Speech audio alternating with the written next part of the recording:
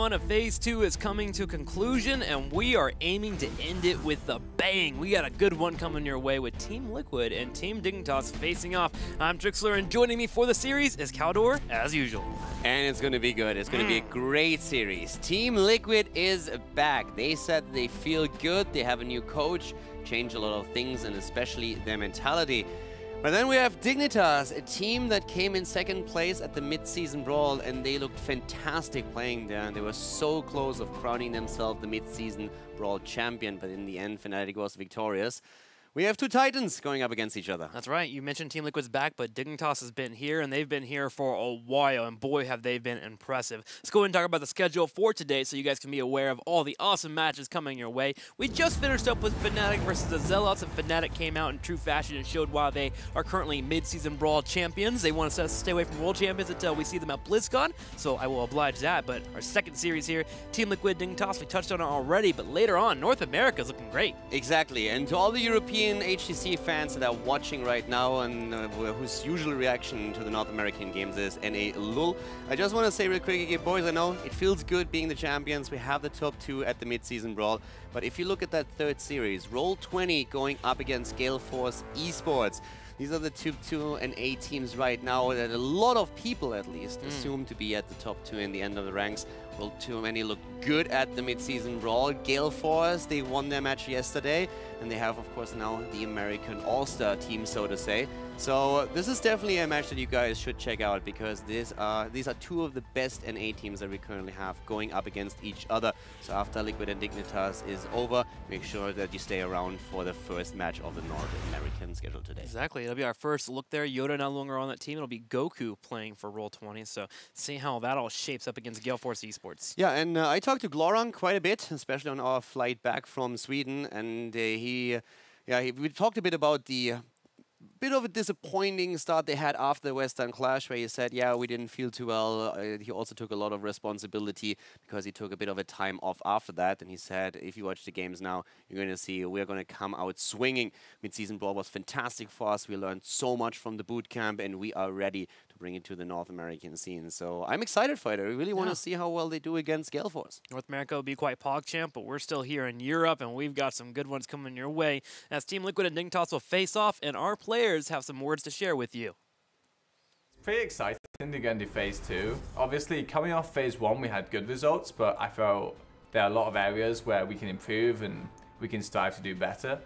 And I think Phase 2 is like a whole other start. It's basically the same thing all over again. So I'm really looking forward to trying to improve on what we missed out on in Phase 1 and also replicate the same success.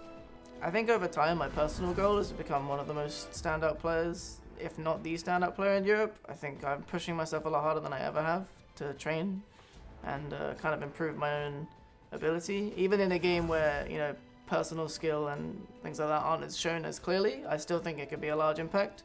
I think when you look at some of the other standout players in the world, like Rich and Xingxi, like they stand out from their region, and I like to think that I'm trying to push myself to do that myself. So I mean, obviously I also like to become a world champion at some point, so I'm pretty much just giving my all to the game wherever I can and hoping that I can become the best I can be. I think I'm confident going to HGC Phase 2. I've said in other places that I think this is the most comfortable roster we've had so far, and I think it's shown that we've performed really well so far in the mid-season brawl. So I think for Phase 2, we'll definitely remain a strong team. I think Fnatic is our rivals, so we'll probably be contesting them for the #1 spot. But I think the other teams in Europe don't really hold as much of a threat as they do. I'm pretty confident, and I think it is the first time in my career that I feel confident with this team. I think we can probably do easily top 1 or top 2. I think still top 2. I'm not scared about any teams. Even the new teams I don't feel like they're a threat. So yeah, I feel it pretty good. So playing against Dignitas is a bit different than Fnatic, because I think at the offline events we almost every time lost the grand final against Dignitas, which hurts obviously, but I don't know, even after these losses I never felt like it should have happened like that. I don't know why we lost in the grand finals often, but I always felt like we are very even in skill and we should be closer to each other in results, but yeah, offline they often had the better end of us. But our very latest results against Dignitas have been very good. So if we meet them here, or if we meet them again, I'm positive to win. It's good hearing that from Snitch here. He's trying to become one of the standout players, and I feel like he's already gotten there. And you're right, we don't usually shout out his name from the rooftops, but he's been a stable lineup here for Dignitas for a long time. His Greymane, when he won versus 3, I remember that. We did shout on that day. Yeah. That was a birthday, though, man. We were yelling so much that day. But yeah, Snitch is someone that's seriously giving his all right now. I remember after they lost to Fnatic at the midseason brawl, I saw Snitch for a second on the bus as we were driving home, and he was just so deflated, man, which normally he can laugh something off. He's usually one of these people that come in and is very happy and very cheery, but you could tell that he's putting everything he can into the game, and I can't wait to see him play today. A lot of them are. Dignitas has a really cool approach to the game, and they are very critical of themselves. And after the loss at the mid-season brawl, I talked to Mene, and he was just angry at himself. He was saying, I should have done this better. And he was really nitpicking to an extent where I was just standing in front of him and saying, hey, dude, you can't be Superman. You played amazingly well. You just barely lost the game, and you nearly had it. Give yourself some credit for actually achieving that. And they were so critical, and they want to improve. But that's why they're the top 3 here. Yeah, exactly. That's why all 3 of these teams are up here, and we get to watch them day in and day out play these games for us. I'm so excited for it. Let's go ahead and get started. Game number 1. Which battleground are we going to? It'll be Towers of Doom. Yes! It's the Team Liquid special. We have Towers. Team Liquid, they choose the first map, and I cannot wait to see how Dignitas is going to fare against them. Dignitas, for me, is going into this game definitely as the favorite.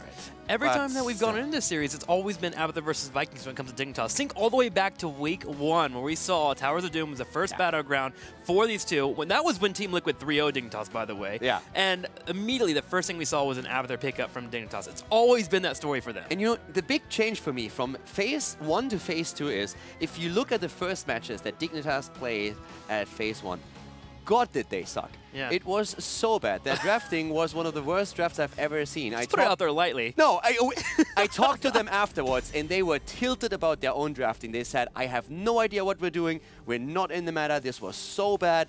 And then they switched it up, and all of a sudden, they just won game after game. This is so different right now. They just came off an amazing second spot at the mid-season brawl. They are going into this phase with a completely different approach, completely different mindset. They have all the confidence in the world, and this is why I cannot wait to see how they're going to do here. They had such a shaky start into Phase 1, and they still made it not only to the mid-season brawl, they finished second, nearly claiming the title. I can't imagine what's going on through right now, as they are coming in with all the confidence in the world. Well, the slate has been wiped clean here. Let's go ahead and get started here for week number 1. Team Liquid and Team Dignitas facing off. Dignitas with the first ban of the series here on Towers of Doom. And let's find out, man, what are the adaptations from both of our teams? I still expect that we're talking about our core heroes here. We have with Genji, Nuburak, with Uther, we have staples that have nearly 100% participation rate in any heroes match. It's the core that you design most of your strategies around. But with Towers of Doom and Team Liquid's on the board, is this changed because the Vikings are banned right away. Dignitas is saying, Hazorps, we know what you're up to. It's not happening. Forget about it. No Vikings for you, my friend. Uther will be banned out here for Team Liquid, and will Dignitas answer back with the Abathur, or are we going to be seeing them on that Genji? Now, here's the thing.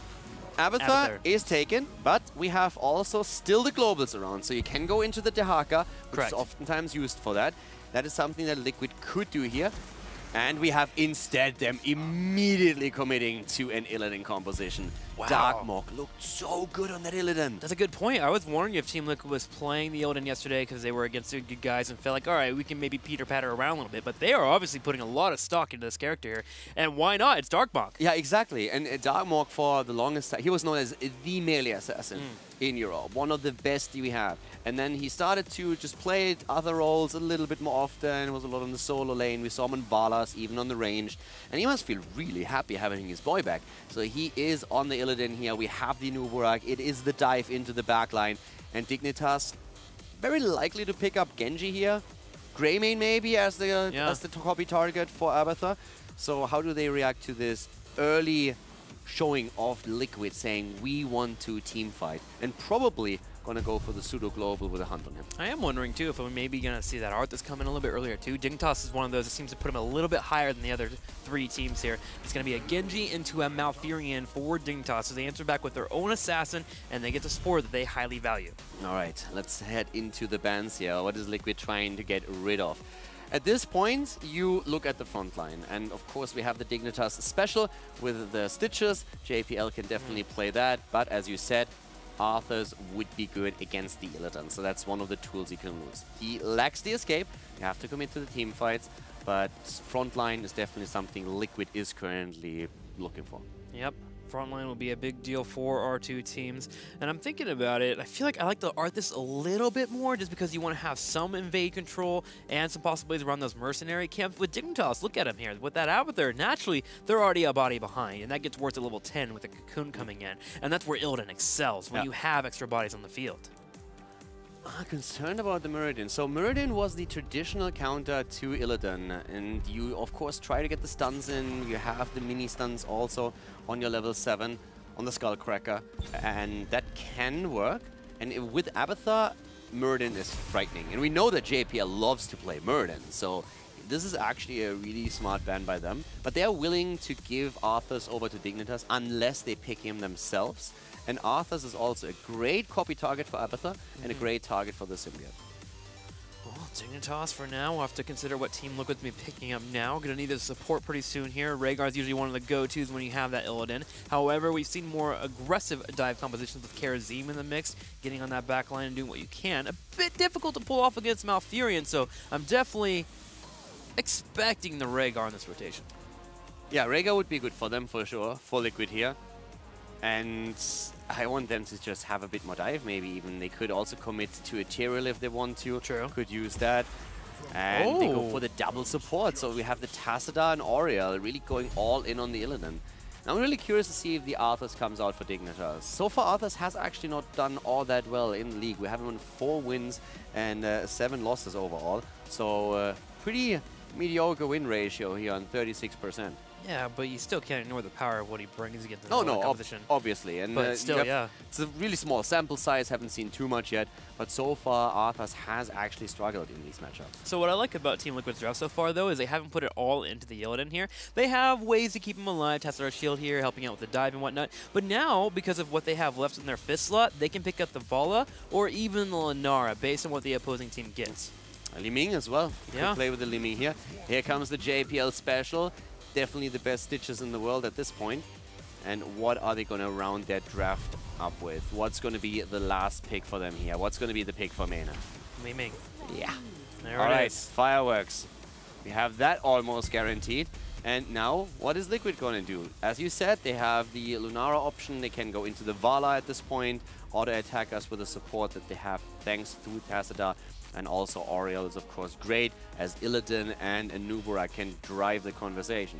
It has to be an auto-attacker, right? And then Valo and Lunara definitely jump up there as the pickups that you want to move into. There's also the possibility of a Zul'jin, but not going to be seeing that possibly here with Vala being on the table. I mean, the only... We have seen caster commitments, but I don't necessarily think that this is what Team Liquid is looking for here. Yeah, if maybe a Greymane was on the opposing time, or even Illidan itself, definitely Cassia in the rotation, but she seems to fall off a little bit here based on what Dignitas has up. They could even go Greymane. You're actually making a good point there. Greymane could be the choice. Poke from the distance, go for the cocktail, and then you commit fully with Illidan, Nubrak, and Greymane as the rest tries to keep them alive from the back. Team Liquid keeping us in suspense as we go down on the timer. The answer is going to be the Vala. So going standard. We have the standard draft here for Team Liquid, and a very standard draft for Team Dignitas when it comes to Towers of Doom. This has been their MO for every time they've played against Team Liquid. I'm just happy right now. I don't know.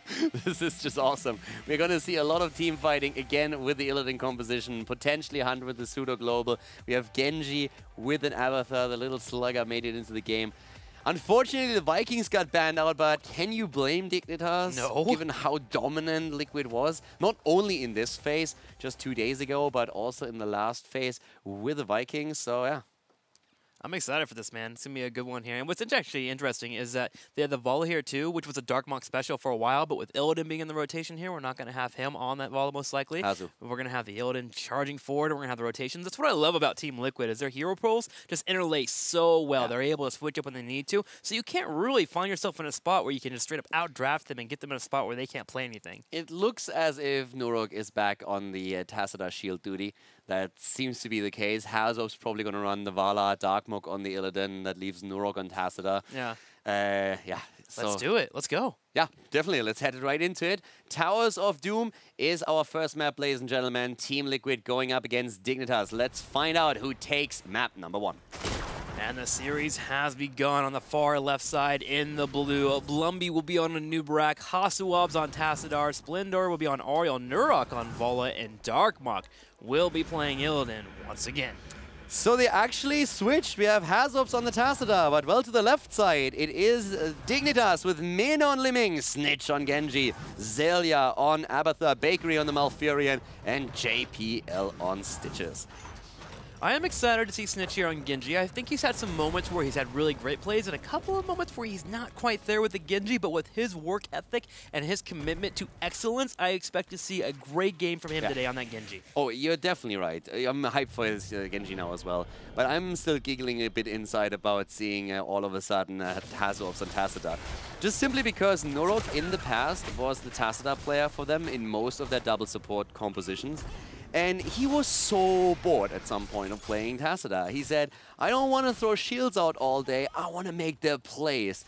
And double support was so strong, and his team every time looked to him and he said, yeah, okay, I'm going to play him. And Hazovs was the Vala player. And every time I saw someone else on the Tassadar, I was thinking to myself, okay, how much did he pay to not have to play Tassadar here? So seeing now all of a sudden Hazovs on the shield duty, that's kind of funny. Yeah, you have to have a special kind of heart there to play the Tassadar, really trying to enable others to be the ones that really bring in the damage. That's what Heroes of Storm is all about, and Team Liquid is making it work here. Hazovs being the team player today, eating the shots here now as well. Cooldown reduction, by the way, on Oriel as the level 1 talent. We have for Stitches the focus into the slam build once more, and the focus on Abatha for the Symbiote. Now keep in mind, on this map you can also put a higher priority on Toxic Nest, just to slow down the rotations between the lanes, which can really help you to secure an ult or two.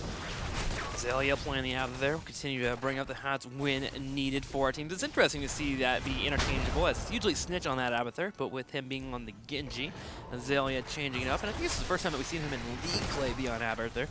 So it's all about the Merc camps now. At the 130 mark, will connect. Our team's working on the bottom lanes for now. And Nubrak even coming all the way down just to make sure no evade will occur. And it's all about the 3 altars as they spawn. This is such a big one now. Dignitas versus Liquid. It's always a highlight. But coming now from the mid-season brawl, Dignitas looked so strong. And we just don't know where Team Liquid stands.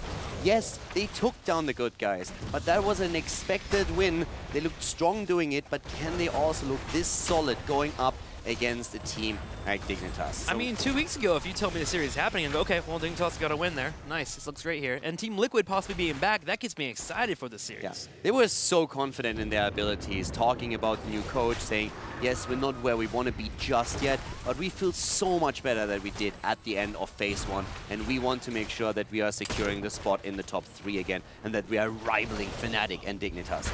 And at this point, Azop's interrupted as Snitch moved in to get the interrupt. Blumby gets healed. We have Illidan moving to the top, though. He's looking for Abatha. It's going to be a 4-on-4 here while Illidan continues to match that Abatha and keep up in experience. Hostile and crew working forward, and Nurok is doing work right now. He's bringing in those auto attacks. Blumby, a little low on health, will be just fine here as Nurok continues to build hope for that Ariel to heal him up. Abatha also realizing that Illidan was on his way, burrowed into the base, so that was really important here. Zelia not being fooled, but the fight continues. Bakery interrupted here. Nurok poking away, the double support doing work. Nice hook and root against Tassadar. It's so impressive how Dignitas with these comps is always on point. The hook comes out and the blind trust every time. It doesn't matter if you don't hit the hook. At one point, the hook connects and then the root is there, which will allow you to either get a kill or at least drop a lot of damage. Dignitas being on point, eventually will net a few more shots there as they do grab the altar on the bottom and they take a slight lead here, 36-32, but Team Liquid unfazed. They move straight into the interruptions here on the Mercs on the left side, get that bottom lane pushing, and it's all about the control control here as Vola, Tassadar, and Oriole will continue to hold that bottom lane, with Blumby occasionally coming in for the rotation. Yeah, the Illidan is still doing his work here in the mid lane too. Blumby helps out and they are starting to get the camps, steal this away. Good zoning from Bakery. Blumby needs to wait for his cooldown here, but damage output against Genji is solid. But overall, camp just being depushed, and both of the teams, 0 kills so far. Level 7 coming in. They are both looking good. That was the point I was going to bring up here. We've had a lot of fights already, but yet no one has been picked off. Granted, you can say double support on one team, and after on the opposing team, it's going to be a little bit difficult to get those kills, but it's still impressive how evenly matched these teams can be. Blumby being poked here on the bottom right as they push in. Nurok taking damage here. JPO will move in and get killed there as Nurok finishes it up. Stitches down. The first blood in the game goes to Team Liquid. Now Snitch still looking for the kill with the help of Abathar, and there it goes. Blumby about to fall too, but barely able to burrow out. That was a good counter kill, and they got 2 as Tassadar and Vala both fall. 2 for 1, and an altar spawning in the bottom for 5 seconds. Vala won't be up for another 3 seconds when that altar finishes up, so we're going to be in a really good spot for Dignitas to grab the altar, and Liquid's aware of it. They give it up. Now keep in mind that one of the strongest teamfight assets that we have, Illidan, has not joined these fights yet. So this is something to really keep in mind. Once that Illidan is going to reach those later levels, he really comes online, and that's what we're going to see more. So they are going to try and use probably the Hunt as a pseudo-global. They accept that a few towers or a few altars are taken away from them this early in the game. But once, especially level 10 hits, Liquid is going to be much more willing to commit to these fights. Yeah, this is becoming more of a trend for a majority of our teams. There's always that one player that's usually off on the side doing their own thing, coming in for rotations occasionally, but their main job is to soak experience and fight in that 1v1 if needed. Splendor getting hit with a hook. The root does not connect, but he gets low. Mane goes in with a Calamity and secures the kill. And Bakery survives. Vala also falling, and Dignitas really stepping it up here. Blumby, is he going to be able to get away? Cooldown doesn't seem to be ready, but here we go. Oh! The hook over the wall, and JPL will net the kill for his team. Jay with the hook and the killer. Dignitas about to hit 10, and they are playing the Abathar composition. They are the team who is currently getting kill after kill with an Abathar comp. Snitch even jumping into the back, trying to annoy Hazorps a little bit. Has to finally move out, but there's finally the level 10 for Liquid. There's the Hunt. There's the Archon. Now they have to show what they've got. The Hunt being online here, and Illidan did a good job of pushing in that top lane. He did get both the turrets there, so Force will continue to take damage. Abathar will have to watch out on that.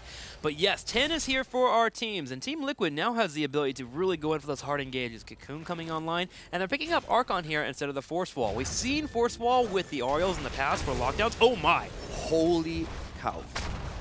JPL continues Not to only do it. JPL, they committed so heavily to this.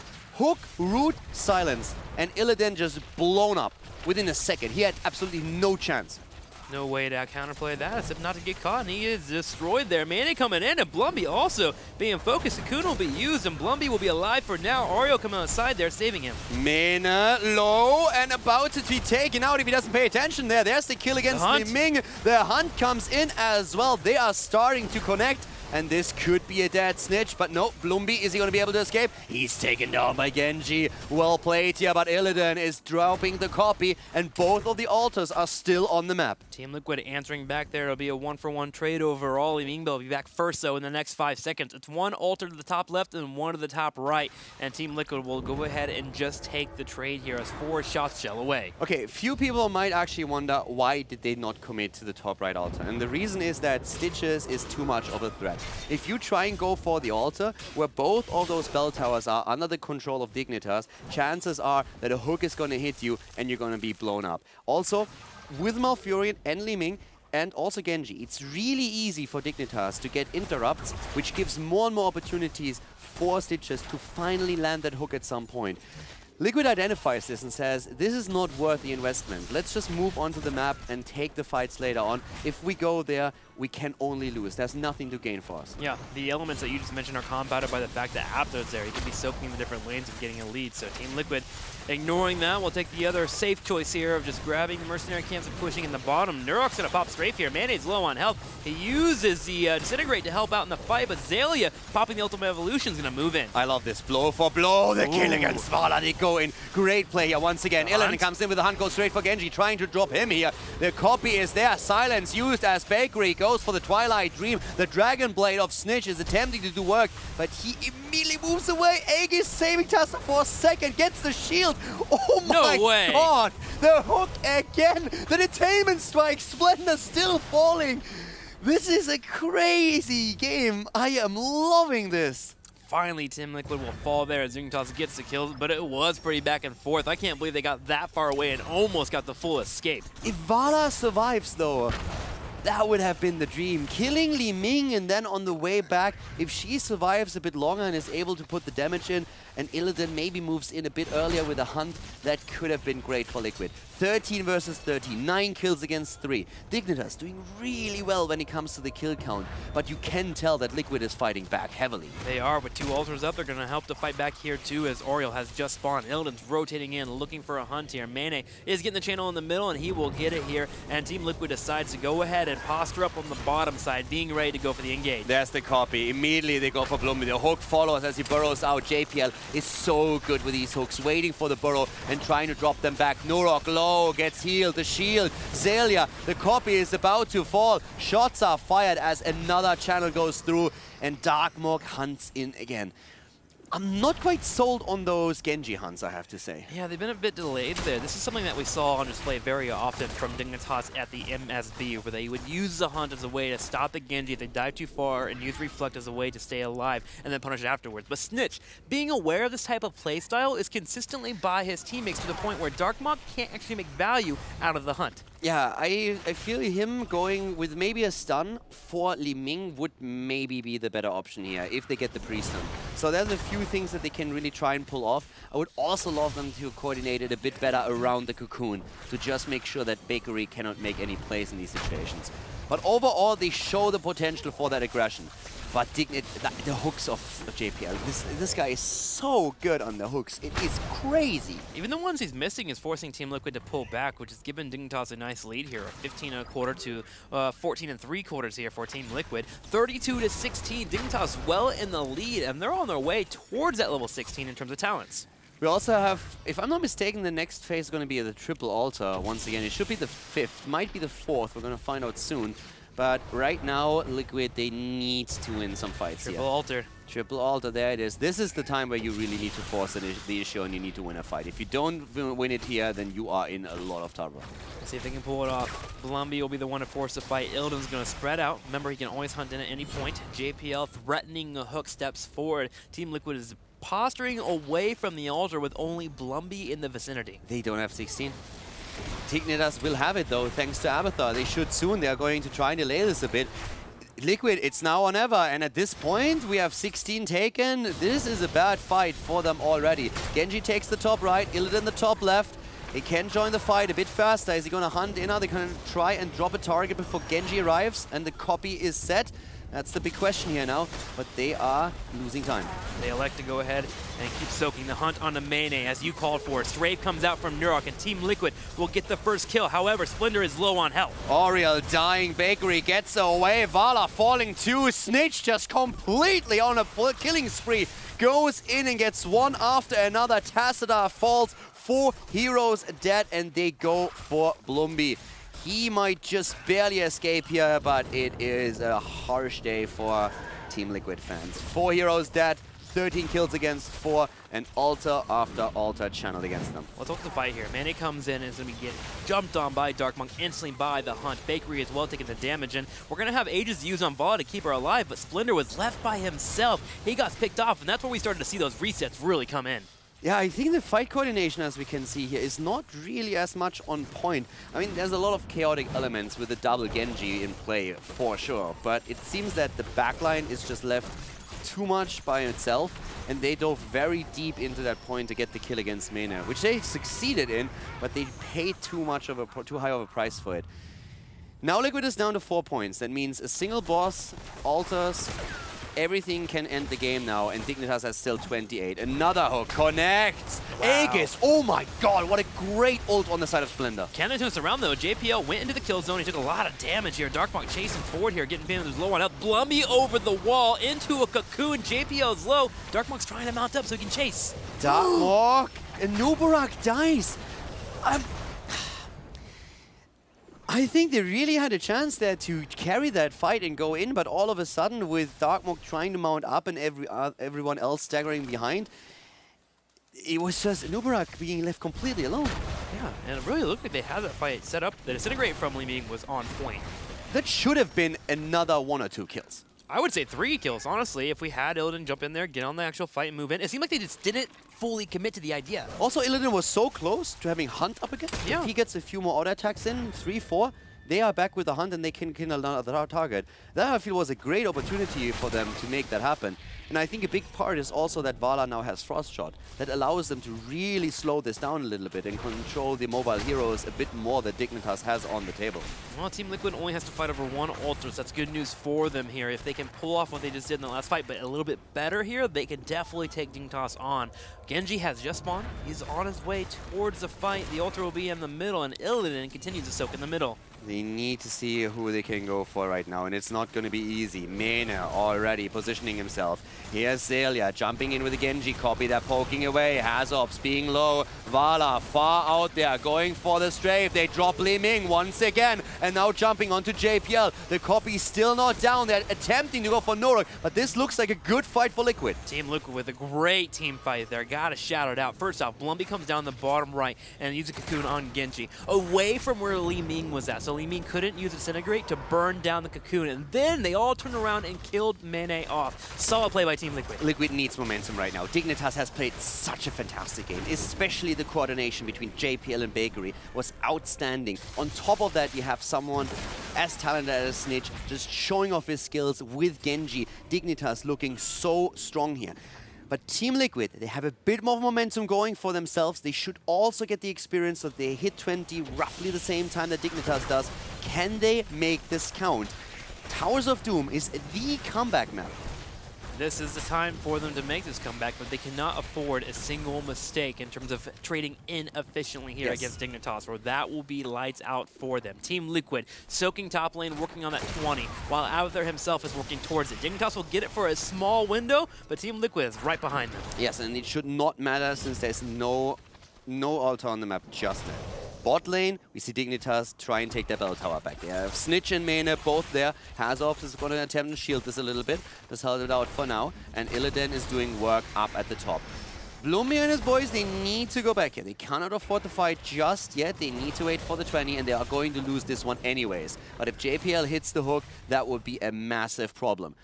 And they are looking for it, but the 20 is going to be there any moment now as Illidan is pushing the top lane. There we have it, and this is now the fight for a double ult at the top. And keep in mind, Abathur could be the deciding factor. If he tunnels to one of the altars while the fire rages to the left, they could channel that through.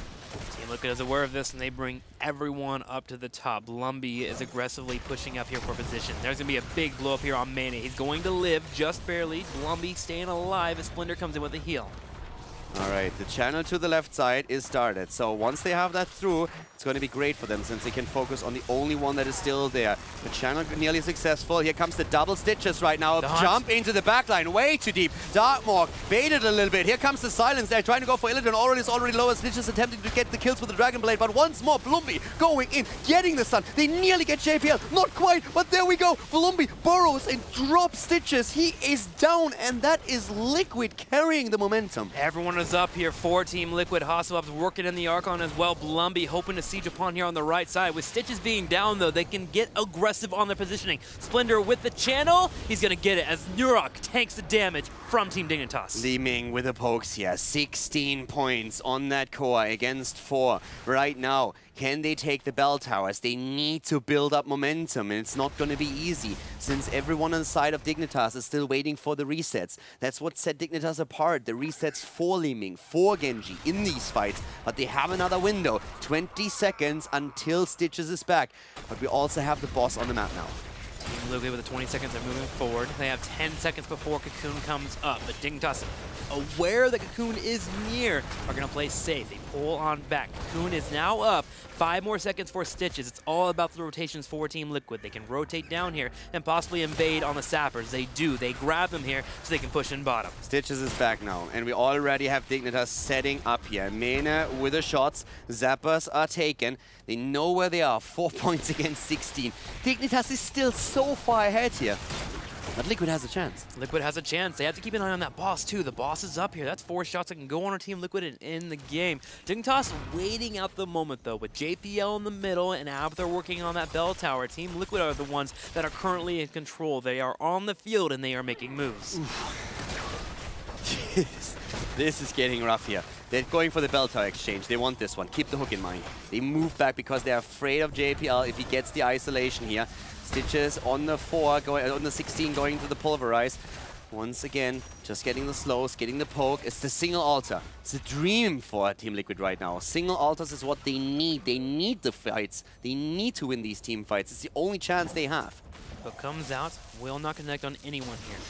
JPL has some time here before he has another hook available. Blumby will take the small opportunity to move forward to start controlling the bush. Illidan in the middle. He was, of course, waiting for the chance to hunt in. He's pushing the bell tower slightly. Has Ops with the attempt. Here comes the copy. It's showtime. The double Genji again. Hook comes in. Hazop moves out. Illidan needs to hunt. Needs to find the target. Need to go for someone. Doesn't find it just yet. They're still zoning here. Here he goes into the backline. For Snitch once again. Darkbach on the front, keeping up with it here. The clone is start to expire here. They're just buying their time. Team Liquid is keeping up with the heals. Nurok, though, is low on health. He dodges out on the hook. Splitter needs to heal him. There is the heal. Archon in the front, continuing to harass JPL. Okay, so they have at least the copy is down. That's good for Team Liquid. Dignitas needs to be careful at this point. They are going to try and get a bit of poke in. Maybe another hook. Nurok, JPL looks for an opportunity. Hook is being dodged, but Blumby is extremely low here. Darkmok jumps in, trying to make the plays for his team. He's on Bakery here. Bakery Twilight Dream will be used. Age is out instantly here to keep Illidan alive. Bakery is low. Bakery is dead. He's been zapped. Bakery's down, and that is a huge problem right now. Disintegrate being used. Snitch nearly falling as Vala just pokes away. Hunt is ready. Can they get the vision and maybe the kill? Mena could be the target, but they go for the bell tower first. They have the bell tower, and that's 5 shots against Dignitas. It's going to be 4 versus 11 points on the core. We are looking at a 21-minute game. Level 22 on both sides any second now. And this is an opportunity also for Boss, but Liquid is very reluctant to make that commitment. Yes, they're playing it safe here. They're going to get the Sappers instead to push in the bottom. They want to get Dignitas and their attention on that bottom right side. That's where they can open up the window to move in for the boss. Meanwhile, Darkmok is stopping the pressure we had in the top lane from Abther. Yeah, Illidan is up at the top, and he can always hunt down. Nowhere to hide. Oh my god, Illidan down and caught here. That was a risky play that simply wasn't necessary. If they can kill JPL, that might be the saving grace, but they cannot. There's another shot delivered, but this could be... I mean, okay, Illidan, once he's back, is going to have the hunt. So if it works out with the next altar, it's still fine, but the boss is the big problem in this equation. And we are seeing Dignitas making their way over there. They know they have a time window where Illidan is not part of this play. And Cocoon is down for 20 seconds. Team Liquid, with the death of Illidan, might just have lost the game. All right, let's see if Team Liquid can control the boss here. It continues to fall. Ariel's going to have the hook. The Aegis does come out. Twilight Dream also being used. Blumby walks straight towards the boss. He takes a bit of a harass. He goes in. He gets a knock-up, though. No way. Bakery's No way. low on health. No Blumby way. in the front, and Nurok is bringing out auto attacks. Double kill by Team Liquid. They kill 2 heroes. They take the boss. It's a 4 versus 5. They make it work. They go for the Cocoon. The hunt. They want more. Can they get the Cocoon here right on top of it, right when Mayday comes out? Nowhere to hide is up. Here comes Illidan. He's flying across the map. He's going to hit the kill zone. Root comes out, but Darkmok What just dives happened? backwards. It was the hook and the Aegis being used. Bakery blew his Twilight Dream, but it didn't hit anybody. He was attempting to drop Oriel and silence her, but Splendor was too fast. And now all of a sudden, we're seeing all of the bell towers taken. Did Liquid just win this game in a 4 versus 5 battle? Well, Dignitas might be able to stop this bell tower, but there's 2 ultras up after that. Shots coming out. Gonna No drop down way. to 4, gonna drop down to 3 as well. Okay, bell tower is up, but Dignitas has to stop 2 altars. There's no way. They have only 2 heroes. They can only get the copy of Abther. That's the 3rd Hillprone power, but that has to be it. Liquid just did it. They just won a No way. They want a 5v4 here. Dark Maka's on the channel. Bakery's going to bolt over and delay on the bottom. Mayonnaise on the bottom as well. Nurok is killing the clone here. Azalea will fall. Genji is up, so here is Snitch. No altar has been channeled yet. It's a 5 versus 5. They actually made it in time. They are all attacking at every angle. Cocoon is being used. Mana, low and down. He's killed Splendor with a channel. Bakery tries the same. Snitch is attempting to interrupt. Does he get in there in time? He actually does. The Dragon Blade is still there. This is crazy, but I think the copy's down as well. Snitch attempting to escape. Here comes the silence. Bakery with a Twilight Dream. It's over. It has to be. This is game. Team Liquid, they turn it around. They channel at the bot lane, and that is the end of it. Team Liquid coming back in an insane first game in this series. What just happened? Team Liquid with the comeback. 24-4 is where that comeback began, and they pulled it off. That boss at the top there, incredible job by Blumby. First off, he was silenced, and he was taking poke like crazy. He got down to a quarter health. The moment that Splinter came out, he gave him a heal, and the big epicenter to knock up multiple people was just enough to get them the double kill. And I can't believe they pulled it off, but Team Liquid, they did. And is Team Liquid back? Think so. I want to see that fight again. That was a pretty crazy fight, man. How crazy was that? Okay, we have the boss fight, guys. We're going to look at this once again. Ideally, we would slow it down even because that was insane. So yeah, we're going to look at that again in a second. But it was a 4 versus 5. Illidan was down, and that was absolutely crazy there. So yeah, let's check that out. Let's go ahead and check it out here. So here we are. We're going into it. Now remember, everyone is going to the top. Look at the top left. If you can slow this down, look after the hook. The hook is going to come out any second, and then there's going to be the Twilight Dream of Malfurion, but Splendor is faster. Egg is being used. Here comes the Twilight Dream. He didn't see a Nubarak. This is absolutely insane. The situation there is just so good. So it plays forward, and it's still a 4 versus 5. And ult is down.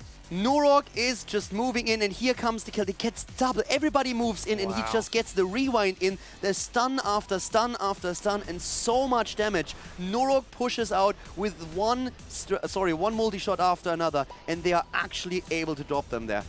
Unbelievable. The double Genji just didn't do enough.